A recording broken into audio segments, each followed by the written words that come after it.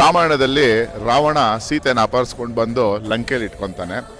ಆತ ಆಲ್ಮೋಸ್ಟ್ 1 ವರ್ಷ ಸೀತೆ ಇಲ್ಲಿರ್ತಾಳೆ. 1 ವರ್ಷದಲ್ಲಿ ಮೋರ್ ದೆನ್ 35 ಜಾಗಗಳು ಚೇಂಜ್ ಮಾಡ್ತಾನೆ ಸೀತೆನ ರಾಮನಿಂದ ಹೈಡ್ ಮಾಡೋದಕ್ಕೆ. ಸೊ ಇಲ್ಲಿ ನೋಡ್ತಾರಂಥದ್ದು ಕಡೇ ಜಾಗ, ಅಲ್ಲಿ ನೋಡ್ತಾ ಇದ್ದೀರಲ್ಲ ಅಷ್ಟು ಅಶೋಕ ವಾಟಿಕಾ ಅಂತ ಕರಿತೀವಿ. ರಾವಣನೊಂದು ಬ್ಯೂಟಿಫುಲ್ ಆದಂಥ ಗಾರ್ಡನ್ ಕೂಡ ಹೌದು. ಸೊ ಈ ಒಂದು ಅಶೋಕ ವಾಟಲ್ಲಿ ಫೈನಲ್ ಆಗಿ ಸೀತಮ್ಮ ಬಂದು ಇಲ್ಲಿರ್ತಾಳೆ. ಇದುವರೆಗೂ ನಮಗೆ ಯಾರಿಗೂ ಗೊತ್ತಿಲ್ಲ, ಅಲ್ಲಿ ಹೋದವರು ವಾಪಸ್ ಬಂದಿಲ್ಲ. ಅಲ್ಲಿ ಏನಿದೆ ಅಂತ ಇದುವರೆಗೂ ಇಟ್ಸ್ ಅನ್ನೋನು. ಅದರ ಮೇಲೆ ಯಾವುದೇ ರೀತಿ ಫ್ಲೈಟ್ಸ್ ಕೂಡ ಓಡಾಡಲ್ಲ, ಅಲ್ಲಿ ನೆಟ್ವರ್ಕ್ ಕವರೇಜ್ ಸಿಕ್ಕಲ್ಲ.